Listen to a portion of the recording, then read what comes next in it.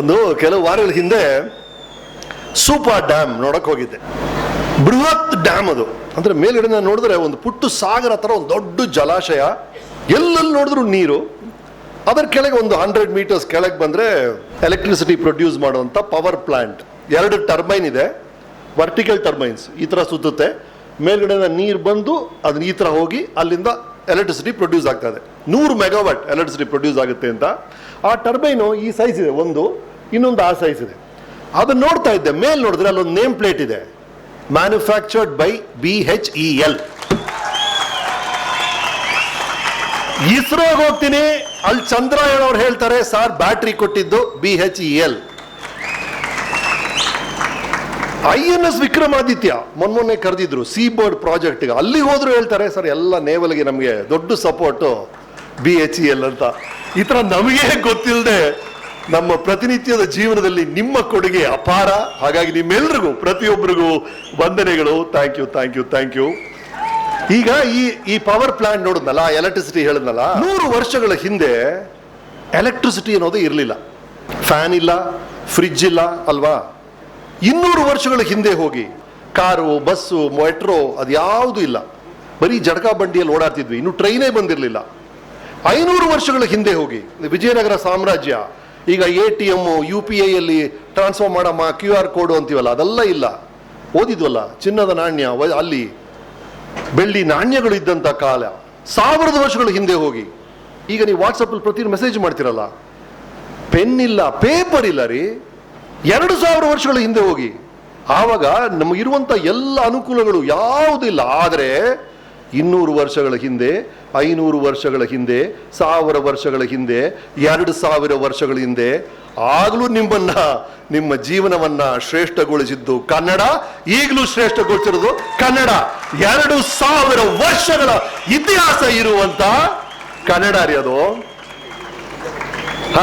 ಜ್ಞಾಪಿಸ್ಕೊಳ್ಳಿ, ನಿಮಗೆ ಗೊತ್ತಾಗಲ್ಲ, ಯಾವುದಿರಲಿಲ್ಲ, ಆದ್ರೆ ನಮ್ಮ ಭಾಷೆ ಇತ್ತು. ಅಂತ ಇತಿಹಾಸ ಇರುವಂತ ಭಾಷೆ ಆ ಕನ್ನಡಿಗರು ಅವರಿರುವಂತ ಆ ಪ್ರಾಂತ್ಯವನ್ನ ಸೇರಿಸಿ ಕರ್ನಾಟಕ ಅಂತ ಮಾಡಿದ್ರು. ಅದನ್ನ ಈಗ ನಾವು 69ನೇ ಕರ್ನಾಟಕ ರಾಜ್ಯೋತ್ಸವನ್ನ ಆಚರಣೆ ಮಾಡ್ತಾ ಇದ್ವಿ. ಅದನ್ನ ಇಲ್ಲಿ ನಿಮ್ ಜೊತೆ ಆಚರಣೆ ಮಾಡೋದು ಬಹಳ ಖುಷಿ ಆಗುತ್ತೆ. ಈಗ ಎಲ್ರಿಗೂ ವೈಯಕ್ತಿಕ ನೆನಪುಗಳು ಕೆಲವಿರುತ್ತೆ, ಪರ್ಸನಲ್ ಮೆಮರಿ. ಈಗ ಅಮ್ಮ ಇದ್ದಾಳಲ್ಲ, ಈಗ ಪಾಪ ಅಮ್ಮ ಆರಾಮಾಗಿ ಕೂತಿದ್ದಾರೆ. ಬಟ್ 6ನೇ ಕ್ಲಾಸಲ್ಲಿ ಯಾವನೋ ಹುಡುಗ ಲವ್ ಲೆಟರ್ ಕೊಟ್ಟಿರ್ತಾನೆ, ಅದನ್ನ ಇವರು ಹರಿದು ಕಸದ ಬುಟ್ಟಿಯಲ್ಲಿ ಬಿಸಾಕಿರ್ತಾರೆ. ಅಮ್ಮ ಹೋದ್ಮೇಲೆ ಮತ್ತೆ ಅದನ್ನ ಅನಿಸಿ ಓದಿರ್ತಾರೆ. ಇದು ಅವರ ಪರ್ಸನಲ್ ಮೆಮರಿ, ನಮಗೆ ಯಾರಿಗೂ ಗೊತ್ತಿರಲ್ಲ. ಅಲ್ಲೊಬ್ಬ ವ್ಯಕ್ತಿ ಇದಾರಲ್ಲ, ಅವ್ರು ತುಂಬಾ ಡೀಸೆಂಟ್ ಆಗಿ ಕೂತಿದ್ದಾರೆ. ಅವರು ಟ್ಯೂಷನ್ ಹೋದಾಗ ಟೈಮ್ ಎಷ್ಟು ಅಂತ ನೋಡೋ ತರ ಶಾಂಭವಿ ಬಂದ್ಲಾ ಅಂತ ನೋಡಿರ್ತಾರೆ, ಅಥವಾ ವನಜ ಬಂದ್ಲಾ ಅಂತ ಚೆಕ್ ಮಾಡಿರ್ತಾರೆ. ಅದು ಅವರ ಪರ್ಸನಲ್ ಮೆಮರಿ, ಅವ್ರಿಗೆ ಮಾತ್ರ ಗೊತ್ತಿರುತ್ತೆ, ನಮಗೆ ಯಾರಿಗೂ ಗೊತ್ತಿಲ್ಲ. ಆದ್ರೆ ಕೆಲವು ನೆನಪುಗಳು ಸಾಮೂಹಿಕ ನೆನಪುಗಳು ಅಂತಿರುತ್ತೆ, ಅಂದ್ರೆ ಕಲೆಕ್ಟಿವ್ ಮೆಮರಿ. ಈಗ ನಾನು ಒಂದು ಲೈನ್ ಹಾಡ್ತೀನಿ, 2ನೇ ಲೈನ್ ನೀವು ಹಾಡ್ಬೇಕು, ಓಕೆನಾ?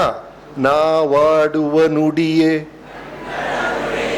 ನಾವಿರುವ ತಾಣವೇ. ಹೆಂಗ್ ಸರ್ ಎಲ್ರಿಗೂ ಗೊತ್ತಾಯ್ತು? ಇದನ್ನ ಕಲೆಕ್ಟಿವ್ ಮೆಮರಿ ಅಂತ ಹೇಳ್ತೀವಿ. ನಮ್ಮ ಎಲ್ಲರ ತಲೆಯಲ್ಲೂ ಇರುವಂತಹ ವಿಷಯಗಳು ನಮಗೇ ಗೊತ್ತಿಲ್ಲದೆ 2000 ವರ್ಷಗಳಿಂದ ನಮ್ಮ ಸಂಸ್ಕೃತಿ, ನಮ್ಮ ರಾಜರು, ನಮ್ಮ ಚಿತ್ರಗಳು, ನಮ್ಮ ಗೀತೆಗಳು, ನಮ್ಮ ಕೋಟೆಗಳು ಎಲ್ಲವೂ ಸೇರಿ ನಮ್ಮತನ ಅಂತ ನಮ್ಮ ತಲೆಯಲ್ಲಿ ಕೂತಿರುತ್ತೆ.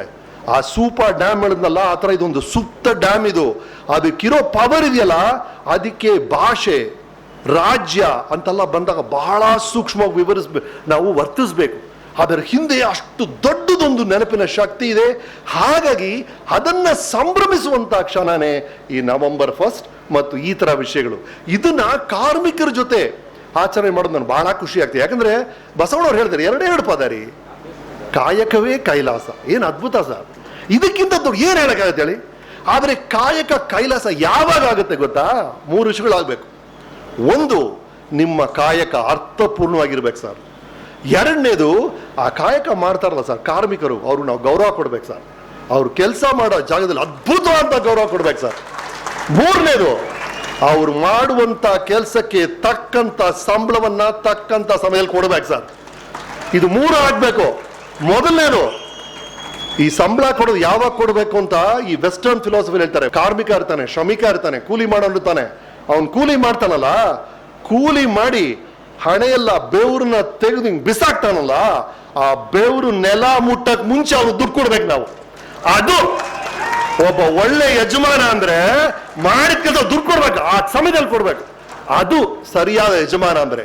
ಎರಡನೇದು ಗೌರವ. ಕಾರ್ಮಿಕರಿಗೆ ಎಂತ ಗೌರವ ಕೊಡ್ಬೇಕು ಅಂದ್ರೆ ನಾವೇನ್ ಹೇಳ್ತೀವಿ, ಪಂಚ ಪಾಂಡವರು ಕೇಳಿದ್ರ ಎಲ್ರಿಗೂ ಗೊತ್ತು. ಆದ್ರೆ ರಾಮಾಯಣದಲ್ಲಿ ಎಷ್ಟು ಜನ ಸಹೋದರರು? ನೀವು 4 ಅಂತೀರಾ, ಆದ್ರೆ ರಾಮಾಯಣದಲ್ಲಿ 5 ಜನ ಸಹೋದರರು ಇದ್ರಂತೆ. ಹೇಗೆ ಅಂತ ಕೇಳಿದ್ರೆ ರಾಮ, ಲಕ್ಷ್ಮಣ, ಭರತ, ಶತ್ರುಘ್ನ. 5 ಯಾರು? ರಾಮನೇ ಹೇಳ್ತಾನೆ, ಹನುಮಂತ ನೀ ನನ್ನ ತಮ್ಮ ಕಣೋ ಅಂತ. ನಿಮ್ ಜೊತೆ ಕೆಲಸ ಮಾಡೋರು ನಿಮ್ಮ ಅಸಿಸ್ಟೆಂಟ್ ನ ಇವನ್ ನಮ್ಮವ, ಇವನ್ ನಮ್ಮ ಕುಟುಂಬದಲ್ಲೊಬ್ಬ, ನನ್ನ ಅಣ್ಣ, ನನ್ನ ತಮ್ಮ ಅಂತ ಸ್ವೀಕರಿಸುವಂತ ಮನೋಭಾವ ಇದೆಯಲ್ಲ, ಅದು ಒಂದು ಜಾಗದಲ್ಲಿ ಕೆಲಸ ಮಾಡೋರ್ನ, ಕೆಲಸದಲ್ಲಿ ಬಾಸು, ಡೆಪ್ಯೂಟಿ ಮ್ಯಾನೇಜರ್ ಅದೆಲ್ಲ ಬೇಕೇ ಬೇಕು, ಆ ಹೈರಾರ್ಕಿ ಬೇಕು. ಆದ್ರೆ ಕೆಲಸ ಮುಗಿದ ಮೇಲೆ ನೀವು ಅವ್ರನ್ನ ನಡೆಸ್ಕೊಳ್ತೀರಲ್ಲ, ಆ ಮಾನವೀಯತೆ ಇದೆಯಲ್ಲ, ಇವ ನಮ್ಮವ ಅಂತಿರ್ಬೇಕು. ಅದು ಎರಡನೇದು. ಮೂರನೇದು, ಕೆಲಸ ಯಾವಾಗ ಅರ್ಥಪೂರ್ಣ ಆಗುತ್ತೆ ಅಂದ್ರೆ ದಯವಿಟ್ಟು ನೀವು ಮಾಡೋ ಕೆಲಸದಲ್ಲಿ ನಿಮ್ಮ ಕೊಡುಗೆ ಒಂದಿರ್ಬೇಕು ಸರ್. ಕೆಲಸ ಮಿಷನು ಮಾಡುತ್ತೆ. ಟೊಯೋಟಾ ಕಂಪ್ನಿ ಲಾಸ್ಟ್ ಇಯರ್ ಹೋಗಿದ್ದ, ಅವ್ರು ಹೇಳಿದ್ರು, ಸರ್ ನಾನು ನಿಮ್ಮನ್ನ ಸಂಬಳ ಕೊಡ್ತಾ ಇರೋದು ಕೆಲಸ ಮಾಡಕ್ಕಲ್ಲ, ಯೋಚನೆ ಮಾಡಕ್ಕೆ ಅಂತ. ಆ ಕೆಲಸದಲ್ಲಿ ನಾನೇನ್ ಮಾಡ್ಬೋದು, ನಾನು ಇನ್ಶೇನ್ ಶ್ರೇಷ್ಠವಾಗಿ ಮಾಡ್ಬೋದು, ಇನ್ನಷ್ಟು ಕಮ್ಮಿ ಸಮಯದಲ್ಲಿ ಇದನ್ನ ಹೇಗೆ ಮಾಡೋದು, ಇನ್ನು ಎಫಿಷಿಯಂಟ್ ಆಗಿ ಇದನ್ನ ಹೇಗೆ ಮಾಡೋದು, ಇದೇ ಕೆಲಸವನ್ನ ನನ್ನಿಂದ ನನ್ನ ಕೊಡುಗೆ ಏನು ಅಂತ ಯೋಚನೆ ಮಾಡಬೇಕು ಪ್ರತಿಯೊಬ್ರು. ಹಾಗಾಗಿ ದಯವಿಟ್ಟು ನೀವು ಏನ್ ಕೆಲಸ ಮಾಡ್ತಿದ್ದೀರೋ ಆ ಕೆಲಸವನ್ನ ಇದಕ್ಕಿಂತ ಶ್ರೇಷ್ಠವಾಗಿ ಮಾಡುವಂತ ಒಂದು ರೀತಿ ಇರುತ್ತೆ, ಅದನ್ನ ಹುಡುಕಿ ಸರ್. ಅಷ್ಟೇ ನಾವು ಮಾಡ್ಬೇಕಾಗಿರೋದು. ನಾನು ಎಲ್ಲ ಕಡೆ ಇದನ್ನ ಹೇಳ್ತಾ ಇದ್ದೇನೆ, ಎರಡೇ ಮಾಡ್ಬೇಕಾಗಿರೋದು. ಒಂದು, ನಾವು ಮಾಡುವಂತ ಕೆಲಸವನ್ನ ಇದಕ್ಕಿಂತ ಶ್ರೇಷ್ಠ ರೀತಿಯಲ್ಲಿ ನಾವು ಮಾಡಬಹುದು, ಆ ರೀತಿ ಏನು ಅಂತ ಕಂಡುಹಿಡಿಬೇಕು. ಎರಡನೇದು, ನಾವು ಯಾರೇ ಇದ್ರೂ ಸರಿ, ನಿಮ್ಮಲ್ಲಿರುವಂತ ನಿಮಗಿಂತ ಉತ್ತಮವಾದ ವ್ಯಕ್ತಿಯನ್ನ ಹೊರಗೆ ತೆಗಿತಾರಿ. ಪ್ರತಿದಿನ ನಿಮ್ಮ ಕೆಲಸವನ್ನ ಇನ್ನಷ್ಟು ಶ್ರೇಷ್ಠವಾಗಿ ಮಾಡಿ. ಹಾಗಾಗಿ ಈ ಕರ್ನಾಟಕ ರಾಜ್ಯೋತ್ಸವದ ದಿನ ಕನ್ನಡವನ್ನ, ಕರ್ನಾಟಕವನ್ನ, ಕಾಯಕವನ್ನ, ಕಾರ್ಮಿಕರನ್ನ ನಿಮ್ಮ ಜೊತೆ ಸಂಭ್ರಮಿಸುವಂತ ಈ ಕ್ಷಣಕ್ಕೆ ಧನ್ಯವಾದಗಳು.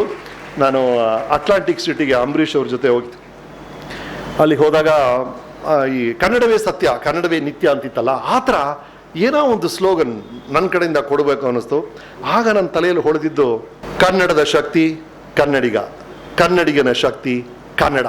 ಹಾಗಾಗಿ ನಿಮ್ಮ ಶಕ್ತಿ ಕನ್ನಡ, ಕನ್ನಡದ ಶಕ್ತಿ ನೀವು. ಹಾಗಾಗಿ ಜೊತೆಗಿರಿ.